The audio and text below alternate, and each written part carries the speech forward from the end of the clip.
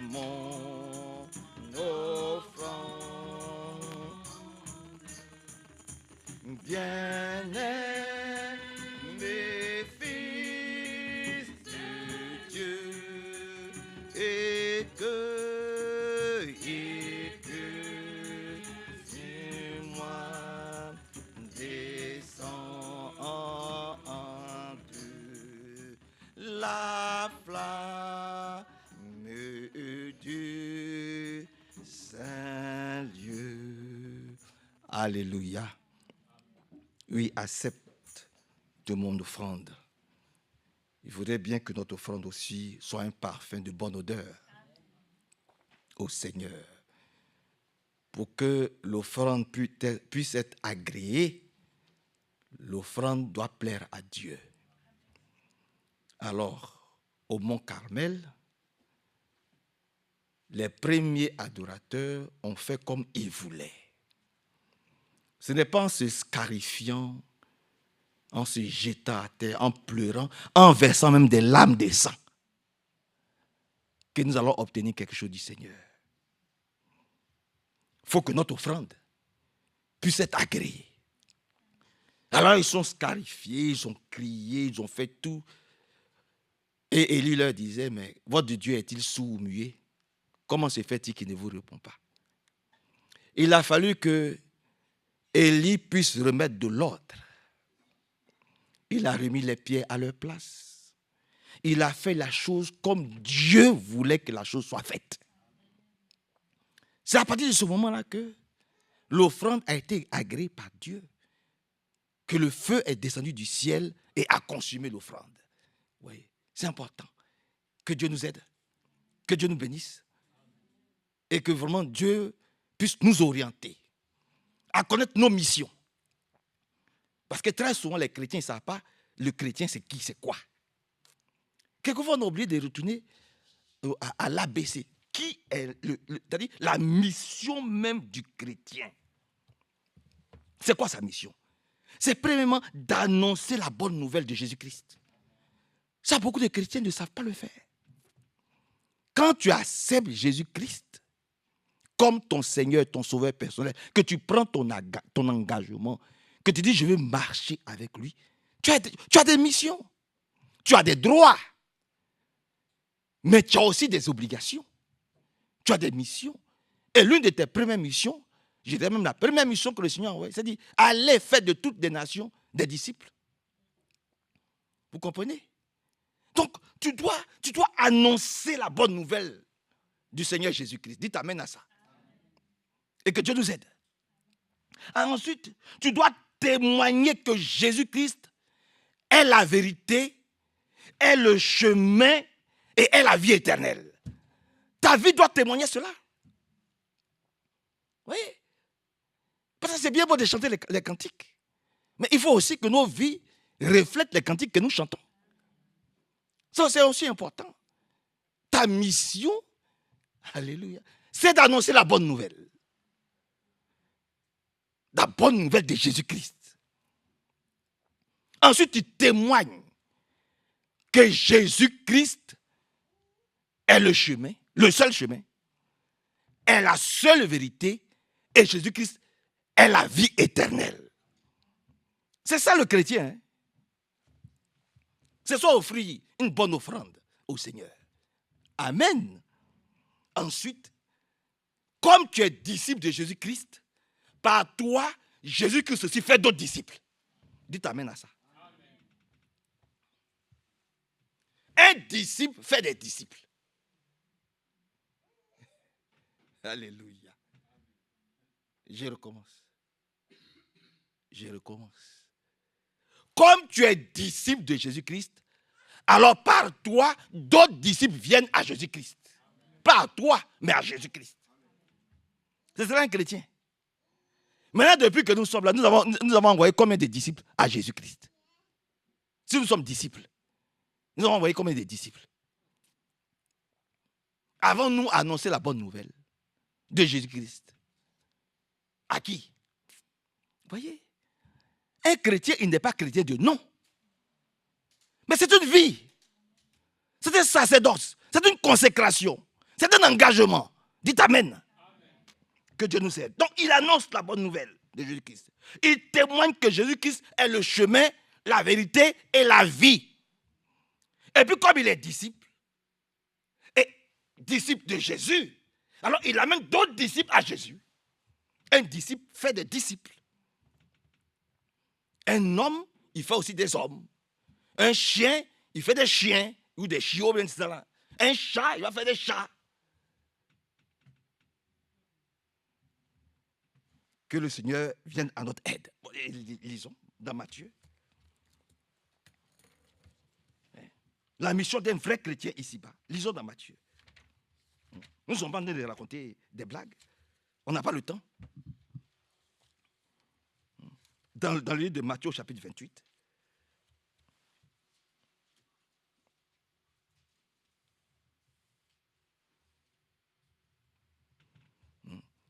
Parce que beaucoup de gens veulent avoir des disciples qui viennent à eux, dans leur église. Non, nous, c'est pas ça.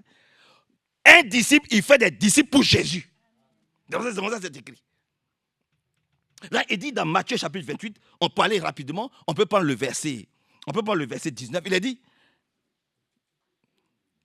on peut prendre le verset 19. Matthieu chapitre 28, verset 19. Allez donc auprès des gens de toutes les nations et faites de mes disciples. Amen. Faites de mes disciples. Ils ne sont pas disciples d'une église. Ils ne sont pas disciples de Branham. Ils ne sont pas disciples d'Elwal Frank. Ils sont disciples du Seigneur Jésus-Christ. Amen. C'est ta mission. Alléluia. Oui, oui. C'est pour cela qu'il y a des frères, par leur vie, par leur marche, asseyons-nous. Il y a des frères, par leur vie, je dirais même, il y a des disciples. Par leur vie, par leur marche, par leur témoignage, d'autres personnes sont venues à Jésus-Christ. Dans le quartier, au travail, au supermarché, partout où ils sont. C'est-à-dire, un homme, quand il marche, il laisse des traces. Nous suivons les traces du Seigneur Jésus-Christ jusqu'aujourd'hui. Et s'il n'est pas revenu, alléluia, ceux qui viendront après nous vont laisser des traces. Les traces du Seigneur Jésus-Christ, c'est cela que nous suivons. Que Dieu nous aide et que Dieu nous bénisse. Allez, faites de mes disciples. Alors, ils ont compris, par la grâce de Dieu, et par leur témoignage, de génération en génération, nous aussi, nous sommes devenus disciples de Jésus. Donc, il ne s'agit pas de frère Hervé et de frère Manassé pour dire, voilà, il n'y a pas beaucoup de monde à l'église. Toi aussi, tu es disciple de Jésus. Et en tant que disciple, tu dois pouvoir annoncer la bonne nouvelle du Seigneur Jésus-Christ à ceux qui t'entourent. C'est ça le travail. Un chrétien, quand on dit chrétien, ce n'est pas celui qui vient sa main s'asseoir à l'église et puis il écoute la parole et puis il rentre à la maison. C'est pas ça. Hein? Si c'était comme ça, mais comment nous on allait comprendre? Il y a des personnes, des disciples qui sont passés, par lesquels Dieu est passé pour nous parler du message. Il y a des personnes qui ont parlé du Seigneur Jésus-Christ, qui nous ont parlé du Seigneur Jésus-Christ, qui a un message. Et puis on a écouté, on a vu que c'est vrai, on a dit, on va aller voir. Et puis quand on allait voir, on a vu que c'est la vérité. Et puis comme nous aussi, on est disciples, on est restés. Mais si ne vous avez pas rendu témoignage, vous serez ici aujourd'hui. Donc vous aussi, nous aussi, allons rendre témoignage.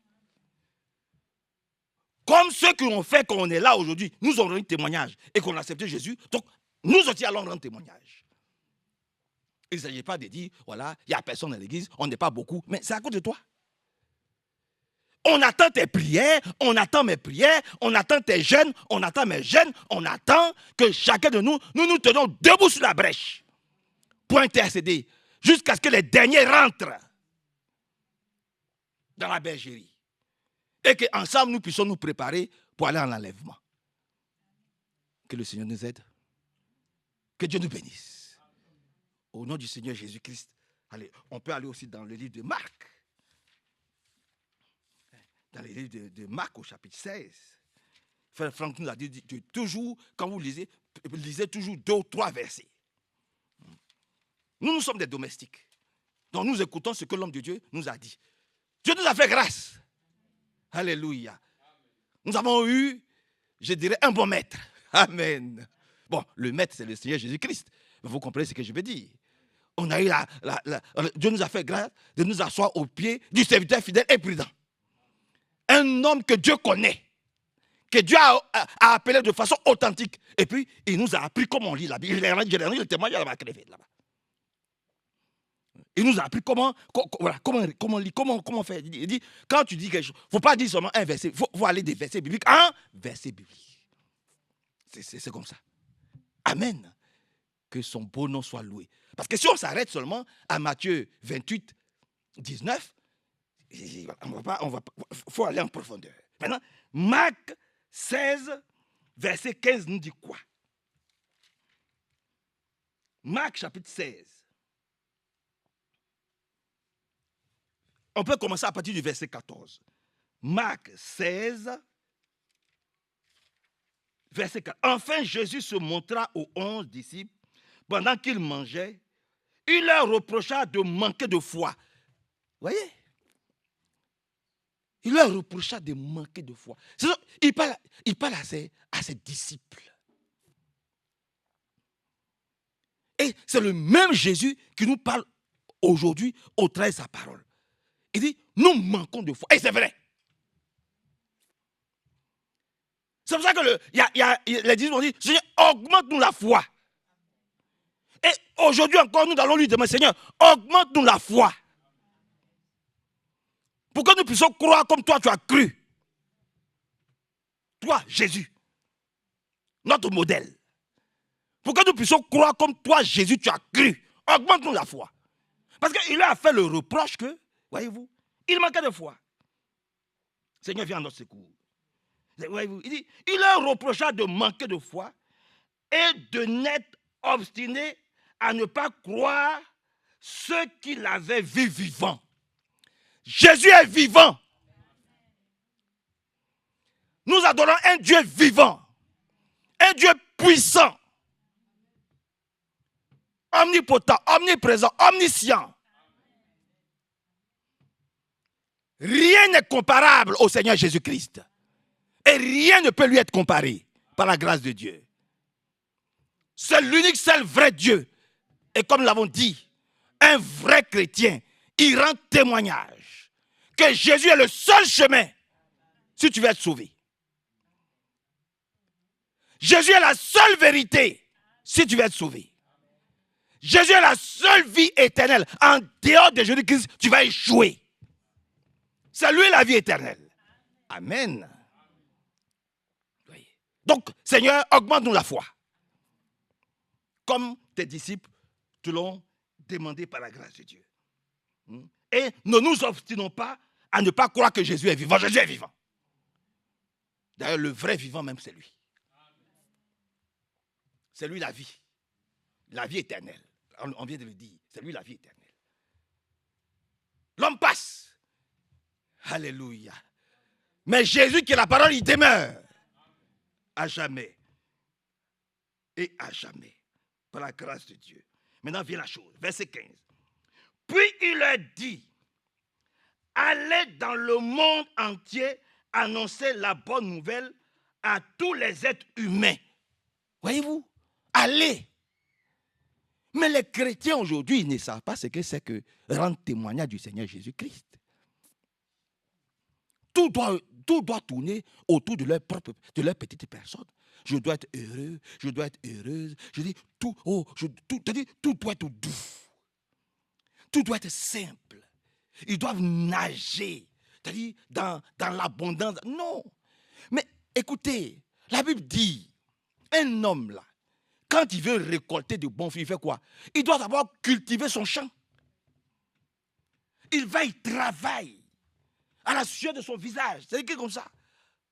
Ce n'est pas de son front. Il travaille à la sueur de son visage. Il travaille dur et il récolte le fruit de son travail. Dites Amen. Les chrétiens ne prient pas. Ils n'ont pas foi dans le Dieu pour lequel ils sont sortis ce matin. Ils ne prient pas. Ils sont froids. Ils ne chantent pas les cantiques. Rien, mais ils veulent toutes les bénédictions qui sont écrites dans la Bible. Ils attendent ça. Sans travailler, sans faire d'efforts. Mais qui vous a flatté, qui vous a menti que... il y a un qui a dit, efforcez-vous. C'est le même qui a dit, priez sans cesse. Alléluia. Et le Seigneur lui a dit, s'ils m'ont combattu, vous serez aussi combattus. Vous aurez de dures épreuves. Mais tenez ferme. J'ai vaincu pour vous. Et si vous trébuchez, si vous tombez, sachez que moi, je suis votre avocat. J'intercède pour vous. Disons Amen. C'est ça qui est la vérité. C'est ça qui est la vérité. Comprenez? Donc le chrétien, ce n'est pas celui qui chante, accepte mon offrande. Mais quelle offrande nous lui offrons? Accepte mon offrande. Mais quelle offrande? L'offrande de notre paresse, de notre négligence, l'offrande de notre péché? Non. Il faut lui offrir l'offrande qu'il soit imparfait, de bonne odeur. Au nom du Seigneur Jésus-Christ. C'est ce que nous demandons. Quand nous allons dans Matthieu chapitre 10, retournons dans Matthieu, si vous le permettez, allons des versets bibliques en versets bibliques, et après, si on a un peu de temps, on va voir peut-être notre sujet d'aujourd'hui. Mais ne chantons pas pour chanter. Je crois que c'est dans Matthieu chapitre 10. Matthieu chapitre 10. Regardez ce que le Seigneur nous dit. Oui, Matthieu chapitre 10, on peut lire à partir du verset 24. Le Seigneur, il sait ce qu'il fait. Hein? Ça, je vous le dis. Le Seigneur, il sait ce qu'il fait. Hein? Ah oui, il sait ce qu'il fait. Regardez ce qu'il dit ici. Matthieu 10, 24. Aucun élève n'est supérieur à son maître. Ah bon? Vous voyez? Bon, maintenant, arrêtons-nous un peu à ça. La Bible dit, aucun élève ou bien aucun serviteur n'est supérieur à son maître. Vous avez déjà vu un élève ou un étudiant qui va chercher à faire croire à son professeur qu'il connaît mieux que son professeur, qu'il enseigne?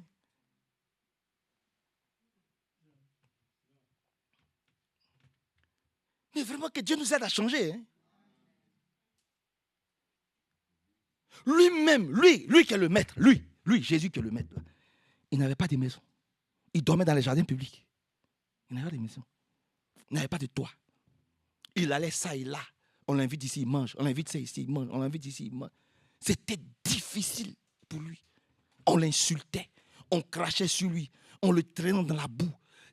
Mais il devait tenir, lui le maître. Il devait tenir pour que toi et moi, nous soyons assis tranquilles aujourd'hui, ici, dans cette salle. Dites amen à ça. Parce que les chrétiens d'aujourd'hui, ils n'ont plus l'amour de la vérité. Quand on leur dit la vérité, ça les fâche.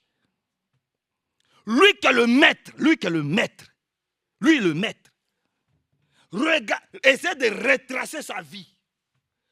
La Bible dit, il n'avait rien pour attirer le regard. Il a été humilié, maltraité, rejeté. On a craché sur lui. Mais toi, moi, il suffit que la parole nous touche un peu, on se fâche. On ne vient plus. Il suffit que le prédicateur nous donne un petit conseil, on se fâche. Qui lui a parlé de moi? Pourquoi il parle comme ça? Pourquoi il me critique? Pourquoi il me juge? Ah, c'est parce que je lui ai parlé de mon histoire, là, c'est pour ça qu'il parle comme ça. Vous croyez qu'on a le temps? Les élèves veulent être aujourd'hui, et puis ça se voit hein, aujourd'hui. À l'époque, nous, je ne dis pas que c'est une bonne chose. Mais comprenez ce que je vais dire. Quand je vais le dire, comprenez. Nous, à l'époque, voilà frère Samuel qui est là. Nos maîtres là. Ah, ça partait la chicotte. Hein. Quand tu viens à l'école. Oh, Carmen, vous ne connaissez pas ça. Ah, voilà. Voilà. Demandez. Que Dieu soit très élevé. Demandez à frère Alpha. Nos maîtres là. Quand tu n'as appris, même ici en Europe, à cette époque-là, à l'époque. Il y avait une règle comme ça. Et puis tu faisais tes doigts comme ça. Le maître, il te corrigeait. Quand tu n'arrivais pas à faire tes récitations ou bien tes choses, voilà, il y avait des choses. Aujourd'hui, tu ne peux plus toucher un enfant, tu ne peux plus lui dire, tu n'as pas le droit de toucher, tu n'as pas le droit de... Il a le droit de dire n'importe quoi, de faire n'importe quoi en classe. Fais-lui une fessée, tu vas voir, si on ne va pas te convoquer à la justice tout de suite. Je connais un ami, voilà Yann qui est assis, un de ses amis qui s'appelle Jérémie, il a convoqué son père à la justice quand on était à Fézin. Voilà Yann qui est là, un des amis de Yann qui était dans la même classe.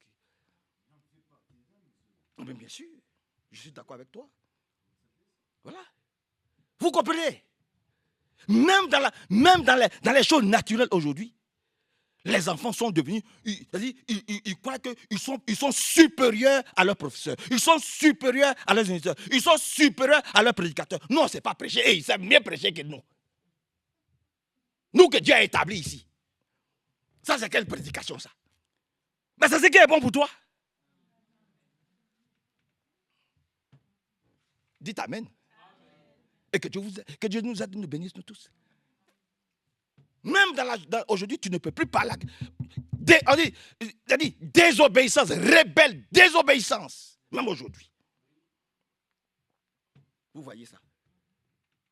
Parce que les chrétiens croient que là où Jésus est passé, là, ils n'ont plus le droit de passer aussi là. Ils n'ont pas le droit de souffrir un peu. Ils n'ont pas le droit d'avoir un peu des épreuves. Ils n'ont pas le droit de manquer un peu. C'est-à-dire, il faut que tout soit blanc. Tout soit, c'est-à-dire, tout doit rouler. Il doit marcher sur un tapis de velours. Hein? Il doit rouler sur un tapis de velours.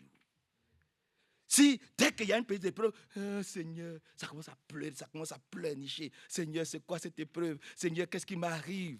Mais il t'arrive ce que toi-même tu as cherché.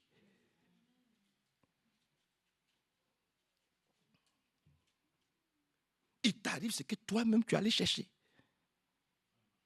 Vous comprenez? Il veut la facilité, la facilité. Il cherche la facilité, la facilité, la facilité. Tout doit tomber comme ça, comme un fruit mûr. Il ne doit pas travailler. Ah Seigneur, viens au secours de cette génération. Viens au secours de l'Église, Seigneur. Donc, nous ne sommes pas supérieurs à Jésus-Christ, qui a dû supporter des épreuves, je dirais même insupportables, mais qui les a supportées à cause de nous. On n'est pas supérieur. Donc, lorsque l'épreuve va venir, acceptons.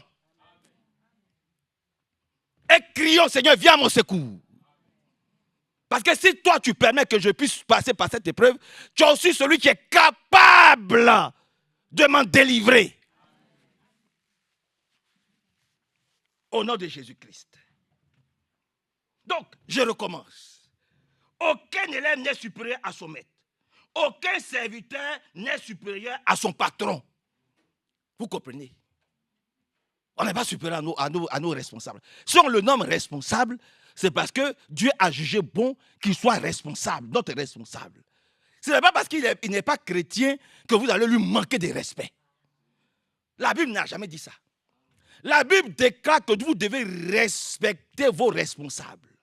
Ce n'est pas seulement dans l'église, mais au travail là-bas. Là. Au travail là-bas. Dès lors que vous avez un responsable, vous devez prier pour lui. Mais écoutez, un vrai croyant, un disciple, il fait quoi? Mais le matin, il prie pour qu'il y ait la paix dans son service. Il prie pour qu'il puisse être accepté, il puisse être compris et que tout se passe bien.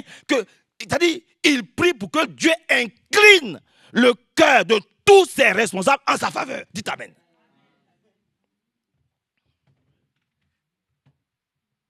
C'est vrai, hein, c'est Pascal. C'est vrai. En tout cas, nous c'est ce que nous faisons. Sarah et moi, quand on se lève le matin, on prie pour nos responsables, tous nos patrons. On cite leur nom. On dit aujourd'hui, là, on le fait du lundi jusqu'à vendredi. Aujourd'hui, on est vendredi. Seigneur, mon patron, ma patronne, incline son cœur en ma faveur. Qu'il y ait la paix entre elle et moi. Qu'il y ait la paix, que nous puissions travailler en harmonie, dans la chose, que tout se passe très bien. Et puis Dieu nous a toujours bénis.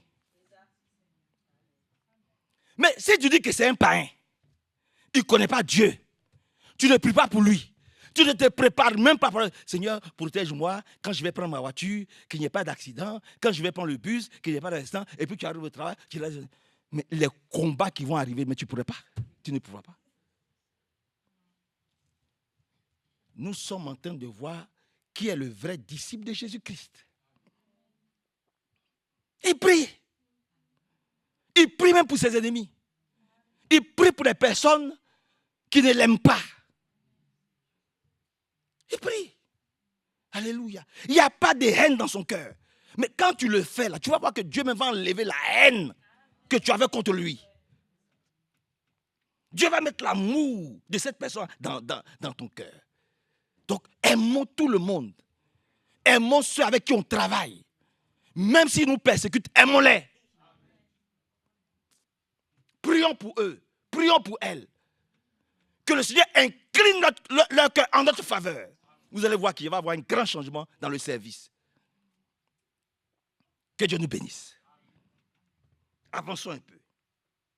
Il suffit, verset 25, il suffit que l'élève devienne comme son maître et que le serviteur devienne comme son patron. Si l'on a appelé le chef de famille Belzébul, à combien plus forte raison insultera-t-on les membres de sa famille? Mais c'est clair. Voyez-vous? C'est clair. On n'a même pas besoin d'expliquer ça. Nous devons chercher à ressembler à Jésus, nous avons dit. Jésus qui c'est notre modèle. C'est lui que nous devons chercher à ressembler. Vous voyez? Et que son beau nom soit loué et exalté. Avançons un peu, si vous permettez, dans Actes au chapitre 2. Il a dit aussi quelque chose là-bas. Dans le livre des Actes, au chapitre 2. Je vais trouver, dans le livre des Actes. Actes chapitre 2.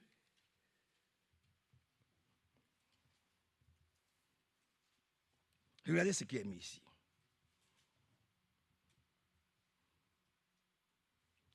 Actes chapitre 2, on peut lire à partir du verset 40. Actes 2, 40. Commençons par le verset 40. Il a dit, Pierre leur adressait encore beaucoup d'autres paroles pour les convaincre et les encourager. Et il disait, acceptez le salut pour n'avoir pas le sort des gens perdus. C'est important, hein? C'est très important. Nous devons accepter le salut que donne notre Dieu par Jésus-Christ pour ne pas avoir le sort des personnes perdues. Parce que nous ne pouvons pas transformer qui que ce soit. Mais en tant que disciples, tous ceux qui doivent être convaincus à venir dans la bergerie, Dieu peut passer par nous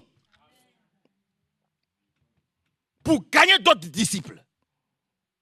Vous comprenez, frère? C'est vraiment important. Et que le Seigneur vraiment nous aide beaucoup à ce niveau-là. Maintenant vient la chose. Verset 41. Un grand nombre d'entre eux acceptaient la parole du Seigneur Jésus-Christ que prêchait Pierre. Il faut que ce soit la parole de Jésus-Christ. Amen. Ils acceptaient la parole du Seigneur Jésus-Christ. Ailleurs, c'est dit, ils acceptaient la parole de Pierre. Pierre, quelle parole? Ce n'est pas la parole de Pierre. Moi, j'ai la version allemande. Ils ont accepté la parole du Seigneur que l'apôtre Pierre prêchait. Pierre annonçait l'évangile de Jésus-Christ. Alléluia. Et c'est cette parole-là qui les a convaincus qu'ils doivent accepter Jésus-Christ comme leur Seigneur, leur sauveur personnel. Mais là encore, il faut le supplier. Pour dire, Seigneur, ouvre mon cœur. Pour que mon cœur soit sensible à ta parole, à ta présence, à ton Esprit Saint. Que je ne te rejette pas. Mais sinon, comment il va nous parler si ce n'est pas par sa parole? Seigneur, que je ne te rejette pas. Que mon cœur ne soit pas comme une pierre. Parce qu'une pierre, ce n'est pas une sémence. Une pierre. Arroser une pierre. Un caillou. Arroser un caillou. Vous allez voir si quelque chose, si un fruit ou quelque chose va pousser. Et ça ne poussera pas. C'est ça, il dit, je vais changer votre cœur de pierre en cœur de chair. Aïe, il a dit ça. Donc, Donc, nous le supplions, Seigneur. Si nos cœurs sont des cœurs de pierre, change-les en cœurs de chair. Parce que tu l'as dit. Nous voulons nous sentir concernés. Pour être sensibles à l'écoute de ta parole. Pour que nos cœurs ne soient pas endurcis lorsque nous t'écoutons. Pour que dès que tu as fini de parler, c'est comme si personne ne nous a parlé. C'est comme si personne ne nous a parlé. On est sorti et puis on continue notre vie. Il n'y a aucun ordre qui n'est cherché à être mis dans notre vie. Mais on veut aller au ciel et on s'attend à toutes les bénédictions qui sont écrites dans le livre. Mais ce n'est pas possible. Ce n'est pas possible. Ou tu le suis, ou tu es d'accord avec sa parole, avec ses commandements, tu le suis, tu fais ce qu'il te demande de faire et puis il te bénit. Ou tu es présent, mais ton esprit et ton âme sont ailleurs. Vous voyez? Tu as déjà ta petite idée arrêtée sur le déroulement de ta vie. Tes projets sont déjà tracés, clairs, nets et précis. C'est-à-dire, tes projets ne sont pas inclus dans la volonté de Dieu. Mais on fait comment? On fait comment? Il a dit même que si vous voulez entreprendre quelque chose, même envoyer ou quoi que ce soit, vous devez dire, si Dieu le veut. Alléluia. Si Dieu le veut, je le ferai. Si Dieu décide, si c'est dans sa volonté, je le ferai. Voyez-vous. Mais comme toujours, on décide, et puis tout va bien. On pense que non, c'est parce qu'il est patient. Mais un jour, nous allons nous retrouver devant nos responsabilités. C'est là maintenant, on va chercher à être plus sérieux. Non, c'est maintenant que nous devons être sérieux avec lui. C'est maintenant que nous devons prendre sa parole au sérieux. Au nom du Seigneur Jésus-Christ. Et que Dieu nous bénisse. Et que son bon nom soit très élevé, glorifié et exalté. Nous pouvons dire, Seigneur, merci. Allons rapidement, si vous le permettez, dans Jean, au chapitre 8. Dans le livre de Jean, nous sommes à une journée de prière. Donc, nous avons déjà fini parce que nous voulons prier un peu par la grâce de Dieu. Dans le livre de Jean, au chapitre 8.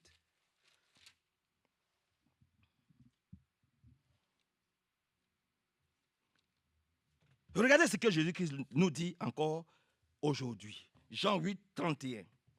Jésus dit alors aux Juifs qui avaient cru en lui. Donc, c'est à nous. Parce que nous aussi, nous avons cru en lui. Vous comprenez? Donc, c'est aussi, cette parole, elle est d'actualité. Si vous restez fidèles à mes paroles, si, il y a une condition. Vous voyez, il y a une condition. Je le dis toujours à tous les frères, à toutes les sœurs. On ne peut pas avoir une double vie dans la maison du Seigneur. Ce n'est pas possible. Ce n'est pas possible. Il faut que Dieu, le Seigneur, nous délivre de notre double vie. La vie de caméléon ne peut pas prospérer dans la maison du Seigneur. Le caméléon, quand il est sur une chaise bleue, eh bien, il se transforme en bleu. Il est sur une chaise grise, il prend la couleur de la chaise grise. Il est sur une chaise noire, il prend la couleur de la chaise noire. Il est sur une chaise blanche, c'est-à-dire, dans quelque milieu où il est, il se sent bien. Mais le chrétien, il ne peut pas se sentir bien dans une boîte de nuit. Que Dieu nous aide. Je ne prends que cet exemple-là. Le chrétien, il ne peut pas se sentir bien au milieu de païens qui sont en train de boire des bouteilles de champagne, des bouteilles de whisky, en train de danser, de crier sur des musiques païennes, et il se sent bien dedans. Là où vous ne pouvez pas amener le nom du Seigneur Jésus-Christ, là où vous ne pouvez pas entrer avec Jésus-Christ, n'y allez pas. Dites Amen. On va où on est sûr que Jésus-Christ peut entrer avec nous. Mais si tu sais que Jésus-Christ ne peut pas entrer dans ce lieu-là avec toi, mais n'y va pas. Si tu sais que ce que tu vas faire, ça ne peut pas plaire au Seigneur Jésus-Christ, ne le fais pas. Voilà comment les disciples marchent. Voyez-vous. Ah oui, mon frère. C'est de ça qu'il s'agit. C'est ça qu'il s'agit. Vous n'avez pas les disciples de Michael Jackson, ils essaient d'imiter Michael Jackson, c'est pas vrai. Ils essaient de prendre son teint. Ils essaient de faire sa coupe de cheveux. Ils essaient de danser comme lui. Ils font tout pour... Il y en a même qui font des chirurgies esthétiques pour essayer de lui ressembler. Oui, parce qu'ils aiment. Ils veulent être comparés à Michael Jackson le plus proche possible. Mais pourquoi les chrétiens ne veulent pas être comparés? Pourquoi les chrétiens ne veulent pas ressembler à Jésus? C'est ça la question. Pourquoi les chrétiens ne se sentent pas à l'aise lorsqu'on leur prêche, lorsqu'on leur parle du Seigneur Jésus-Christ? Pourquoi ont-ils honte d'afficher leur foi devant le monde qui les entoure? Que le Seigneur vienne à notre secours encore. Pour que nous n'ayons pas honte du nom du Seigneur Jésus-Christ. Que nous n'ayons pas honte de chercher à l'imiter, à faire comme lui il a fait, à marcher comme lui il a marché.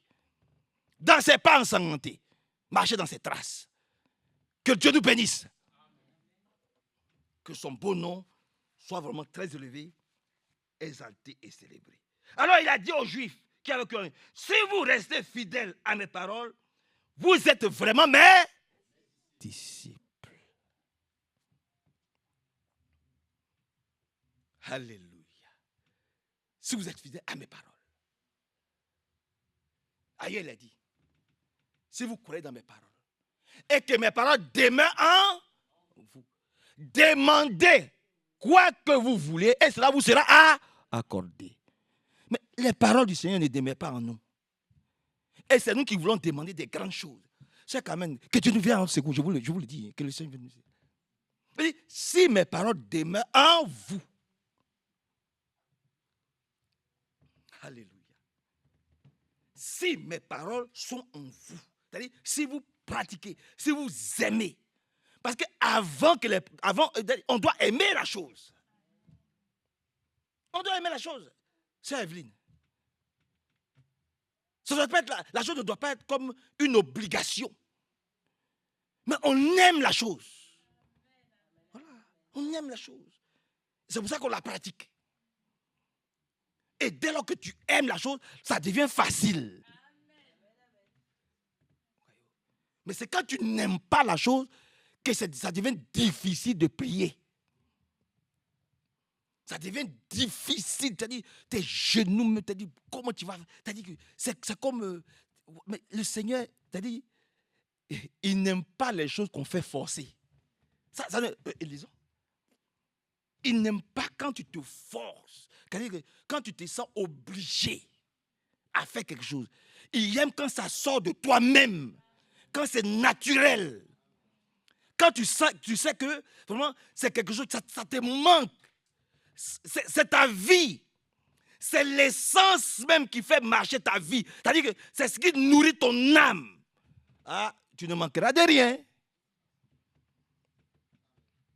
Parce que nous ne sommes pas des politiciens.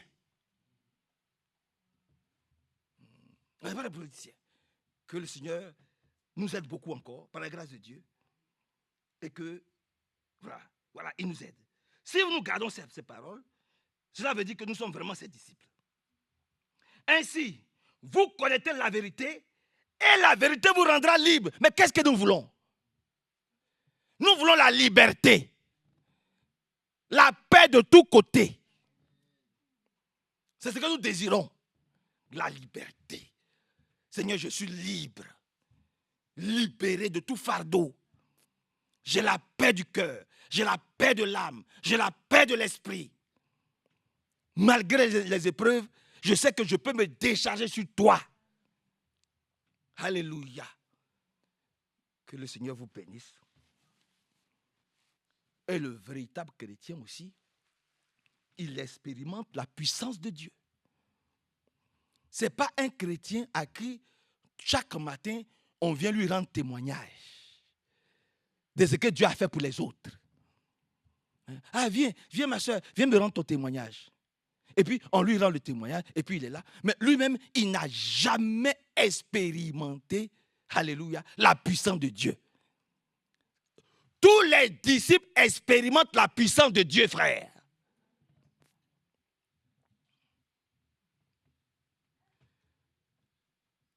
Mais vraiment, je ne sais pas. C'est pas si. Mais écoutez, dans la chambre haute, il y a quelqu'un qui a manqué le Saint-Esprit. La Bible dit qu'ils étaient 120. Le Saint-Esprit est descendu sur les 120. Il n'y a pas un sur qui le Saint-Esprit n'est pas descendu. Eux tous. Un disciple, il expérimente la puissance de Dieu. Il expérimente la puissance de Dieu. Donnez-moi un passage rapidement.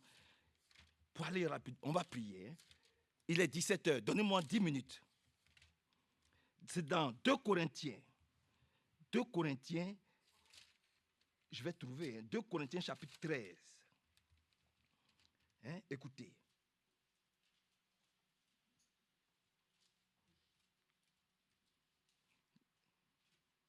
Voyez-vous. Les Corinthiens aussi, quelquefois, j'aime bien les lire. Regardez ce qui se passe ici. 13.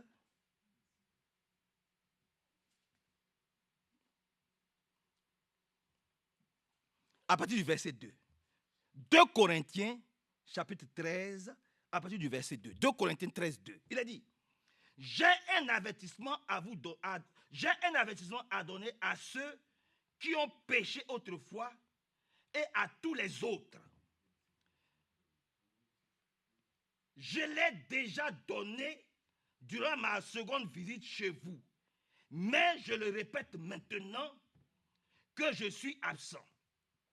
La prochaine fois que j'irai vous voir, je ne serai indulgent avec personne. Vous voyez comment il parle. Vous voyez? Je ne serai indulgent avec personne. La prochaine fois que je viens. Parce que je vous ai déjà averti. Maintenant, maintenant, verset 3, qui nous intéresse. Vous désirez la preuve que le Christ parle par moi. Et vous l'aurez. Alléluia. Le Christ n'est pas faible à votre égard, mais il manifeste sa puissance parmi vous. Il manifeste sa puissance parmi vous, parmi nous. Le Seigneur n'est pas faible, c'est nous qui sommes faibles.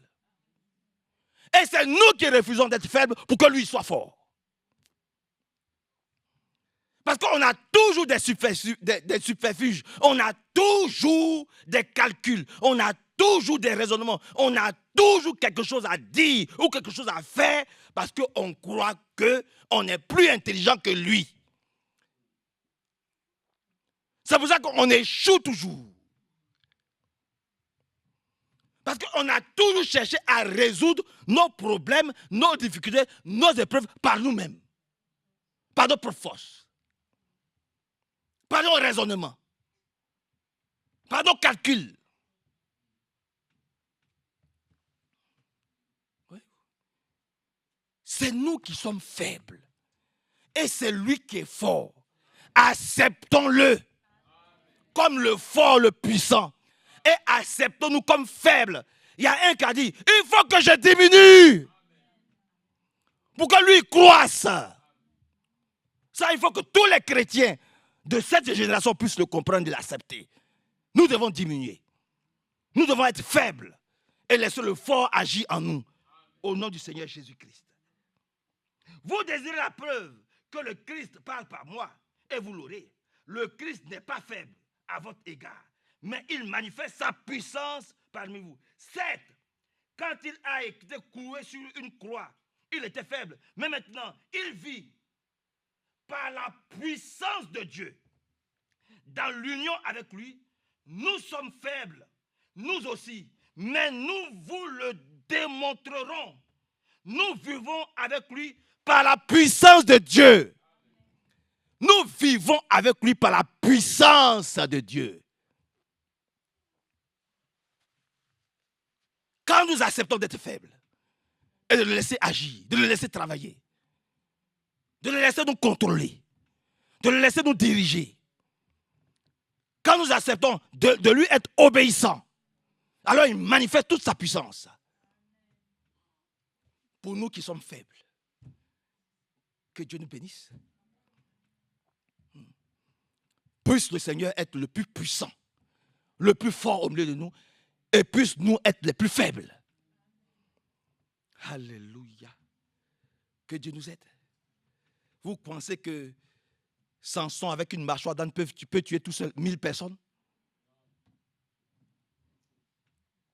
Amen. Vous croyez que Samson, avec une mâchoire d'âne, était capable de tuer 1000? Vous savez ce que c'est que 1000 personnes? Même 10 personnes? Même 2?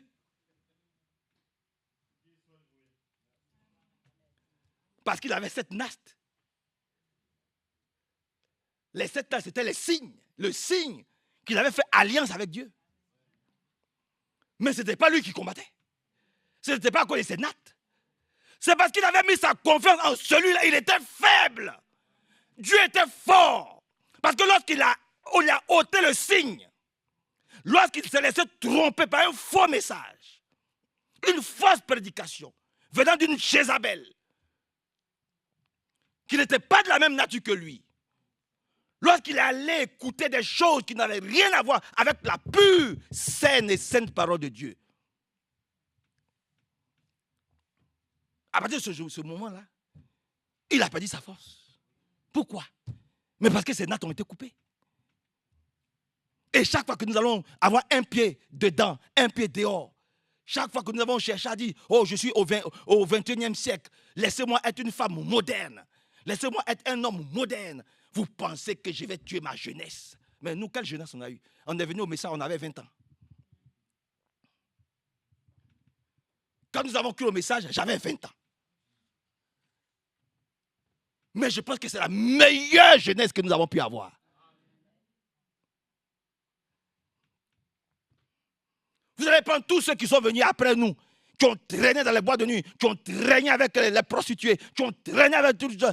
Combien de sœurs se sont laissées déshonorer parce qu'elles ne sont pas restées fermes dans la foi. Demandez-leur, vous allez voir qu'elles regrettent leur vie passée. Que Dieu soit loué, frère. Elles regrettent leur vie passée. Ils regrettent leur vie passée. Nous avons passé la meilleure jeunesse. C'est dans le message. C'est dans le Seigneur. C'est la meilleure jeunesse. Il n'y a pas une autre jeunesse ailleurs que tu vas être meilleur. Amen. Parce qu'au moins tu te conserves pur pour le Seigneur. Que Dieu nous bénisse. Que son bon nom soit très élevé. Exalté. C'est ça que nous voulons être de vrais disciples. Pour pouvoir convaincre nos enfants, nos petits-enfants, de demeurer dans la parole de Dieu. De ne pas aller, voyez-vous, ailleurs. Oui, Dieu est puissant. Dans 2 Corinthiens, au chapitre 12, juste à côté, si vous me le permettez. Regardez ce que lui-même dit. Ce grand homme de Dieu. Il dit ceci, pour aller rapidement. Verset 7. 2 Corinthiens 12, 7. Cependant, afin que je ne sois pas enflé d'orgueil, pour avoir reçu des révélations si extraordinaires, une dure souffrance m'a été infligée dans mon corps. Dites Amen. Lui-même, Paul, il dit il y a une dure souffrance. Et toi, tu penses que tu es trop gentil. Seigneur, je n'ai fait parole avec personne. Je suis dans l'église, je suis tranquille, je suis calme. Pourquoi c'était lui. Il dit, afin que je ne sois pas orgueilleux. Oui. Afin que je ne sois pas orgueilleux. Voici une dure épreuve. Dieu a permis qu'une dure épreuve me frappe. Et ça, c'est Saul de Tarse, l'apôtre Paul qui parle. Donc, acceptons quand Dieu permet quelque chose. Ne planifions pas, acceptons. C'est pourquoi nous ne sommes pas orgueilleux et orgueilleuses. Amen. Mais dites Amen. Et que Dieu vous bénisse. Alléluia. Et justement, afin que je ne sois pas enflé d'orgueil. C'est Paul qui parle. Hein, afin que je ne sois pas enflé d'orgueil. Pour avoir reçu des révélations si extraordinaires. Une dure épreuve m'a été infligée dans mon corps par le Seigneur. Et cela est venu par un messager de Satan. C'est comme ça que c'est écrit dans ma version. cela est venu par un messager de Satan. Comme il y a un messager aussi de Satan. Il y a des messagers de Dieu et puis il y a des messagers de Satan. Comme le serpent était un messager de Satan. Il est venu tromper Ève pendant que son mari n'était pas là. Il est venu prêcher un faux message. Il est venu intoxiquer Ève. Et beaucoup de chrétiens aiment bien prêter leur oreille où ça fait doux. Oh, qu'est-ce que ce message est doux? Ça me fait du bien. Je sens que ma chair est reposée. Oh, oui, non. Frère Branham pouvait dire, chaque fois sa maman leur donnait la même soupe. Il dit, maman, ils ont dit, lui et ses frères ont dit, mais maman, pourquoi toujours la même soupe? Elle n'est pas très bonne, c'est une soupe, elle est tout le temps, il faut la manger chaude. Leur maman a dit, mais c'est cette soupe-là qui va vous faire du bien. Si cette soupe-là, si vous ne la mangez pas, c'est la même soupe, c'est parce que ça vous fait du bien. Mangez-la. Amen. Les bonnes cuisses de poulet. Un jour, il va falloir dire, oh Seigneur, aide-moi à jeûner. Un peu. À fermer un peu le robinet. À jeûner aussi pour toi. Les cuisses de poulet, les bonnes pommes de terre. Oh, toujours, on mange. Aucun jeûne. Même pas une seule fois. 365 jours sur 365 jours. Il n'y a pas un seul jour où on va dire, oh, je vais arrêter. Je vais consacrer une journée au Seigneur. Alléluia. Je vais jeûner, je vais prier. En plus, ça fait du bien. Ça mange, ça discute. On veut toujours être dans le plaisir. Les joies, sautiller, parler, crier, chanter, faire... Mais jamais on ne veut avoir une intimité avec lui. Jésus-Christ vient à notre secours. Viens vraiment à notre secours. Et une terrible souffrance m'a été frappée. M'a frappé. Pour que je ne sois pas orgueilleux. Et que Dieu nous aide. Que nous ne soyons pas orgueilleux et orgueilleuses. Si on n'est pas orgueilleux aussi, il n'échappe. Hein, pour nous calmer. Ah oui, pour nous, quelquefois, il nous calme comme ça. Comme ça, quand il envoie la situation là, que tu vois que... parce que les chrétiens, ils ont peur de mourir. Donc Dieu va créer une maladie, il va créer une situation, et puis ça les rapproche de lui. Pendant au moins un temps, ils restent tranquilles. Dieu soit loué. Oh, il est vraiment merveilleux. Oh, j'aime ce Dieu-là. Voilà. Il va créer une situation. Quand ce n'est pas toi, c'est ton enfant. Quand ce n'est pas ton enfant, c'est ta femme. Quand il va créer une situation. Il va créer une petite épreuve. Pour t'apprendre à te rapprocher. Pour que ton orgueil, là, ça se calme un peu. Pour que tu te calmes un peu. Pour que tu dises, aujourd'hui, là, vraiment, je vais prier pour mon fils, pour que Dieu le délivre. Aujourd'hui, là, je vais prier pour mon mari, pour que Dieu le guérisse. Aujourd'hui, là, je vais prier pour ma femme, pour te calmer un peu. Mais ils ne comprennent pas, frère Samuel. Ils ne comprennent pas que Dieu permet ces choses pour qu'on puisse se rapprocher de lui. C'est ça le but. Là, il sait qu'on est des peureux. Donc, il crée des situations, il crée ces difficiles, ces épreuves dures, comme l'apôtre Paul. Il dit, il a permis que j'ai une épreuve divine, souffrance. Mais il a compris que c'est pour qu'ils ne soient pas orgueilleux. Parce qu'il a tellement reçu que le Seigneur permet ça pour le calmer un peu. Il a dit, aujourd'hui j'ai été humilié. Oui. Si on ne t'humilie pas, qui va t'humilier? Oh, que Dieu nous rabaisse un peu. Il faut que le Seigneur nous calme de temps en temps un peu. Disons un grand amen à ça. Alléluia. Pour apprendre que c'est lui qui est au-dessus. Et que nous sommes tous en bas. C'est lui le maître. Que Dieu nous bénisse. Qu'il nous fortifie.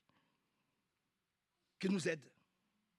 Maintenant il dit c'est un messager de Satan qui est venu lui apporter cette grande épreuve difficile. Destiné à me frapper et à m'empêcher d'être enflé d'orgueil. Oui. Pourquoi je ne sois pas enflé d'orgueil? Maintenant, verset 9. Il m'a répondu, ma grâce te suffit. Alléluia. C'est une récitation. Ma grâce te suffit. Ma grâce te suffit. Ma puissance se manifeste précisément quand tu es faible. Maintenant, Dieu lui dit, toi, Paul, c'est quand tu es faible là, que moi, ma puissance se manifeste. Mais tant que toi, tu auras toutes des solutions aux problèmes qui t'arrivent, eh bien, c'est que tu montres que tu es plus fort que moi. Eh bien, supporte-les. Mais vous ne dites plus, votre amen, voilà. Vous avez vu, voilà. Ah, mais voilà, amen. C'est de ça qu'il s'agit. Vous l'avez vu.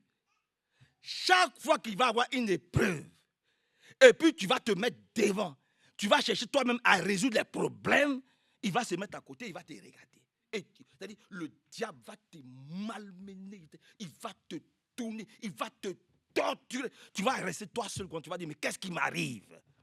Il t'arrive ce que toi-même tu veux qu'il t'arrive. Mais lui, il a compris. Il dit, je sais que tout ce que j'ai reçu là, si je ne fais pas attention, je vais être orgueilleux. Ça va me gonfler. Voilà. Donc, quand le Seigneur m'a frappé là, j'ai dit, je sais que c'est parce que le Seigneur ne veut pas que je sois orgueilleux. Ouais. Frère Manassé, c'est Frère Manassé qui... Oui, c'est Frère Manassé. C'est Frère Manassé. Comment on va faire? Que Dieu nous aide. C'est quelqu'un... Oui, c'est Frère Manassé. Donc, on supporte ça. On va tout, nous tous, on est cachés derrière Dieu et on avance tout doucement. Oh, mais moi, je sais mieux prêcher que lui. Ça, c'est quoi ça? Mais c'est ce que Dieu veut. Que nous mangeons aujourd'hui. Alléluia. Oh, que Dieu soit loué, frère. Qu'il soit exalté. Qu'il soit célébré. Ouais. Donc, faisons en sorte de ne pas être des orgueilleuses et des orgueilleux. Dans la maison du Seigneur. Et dans la vie en général. Confions-lui tout ce qui peut nous arriver. Remettons cela dans ses mains. Il est dit, hein? Il est dit. Il dit, le Seigneur m'a répondu, ma grâce te suffit. Et je le dis encore, Seigneur, ta grâce me suffit. Ma puissance se manifeste précisément quand tu es faible. Oui, Seigneur, que je diminue, que nous tous, nous puissions diminuer et que lui puisse croître dans la vie de chacun d'entre nous. Il est le seul qui a raison. Il est le seul qui sait tout. Il est le seul qui n'a jamais échoué. Il est le seul qui n'a jamais été vaincu. Alors, acceptons-le. Acceptons-le. Prions le Seigneur, disons, Seigneur, viens prendre toute la place. Oui, j'accepte. J'accepte aujourd'hui. Voyez-vous, j'accepte d'être faible. Vous pensez que David avait une puissance pour tuer Goliath, de vous à moi? Quelle puissance ce petit-là avait? Il dit, un enfant, quelle puissance avait-il? Mais il avait Jésus avec lui. Il avait la puissance de Dieu avec lui. Vous comprenez? Et c'est la puissance de Dieu que nous réclamons encore aujourd'hui. Que le Seigneur ajoute sa bénédiction à sa parole. Puissions-nous prier un peu pour tout ce que nous avons entendu. Au nom de Jésus-Christ. Amen.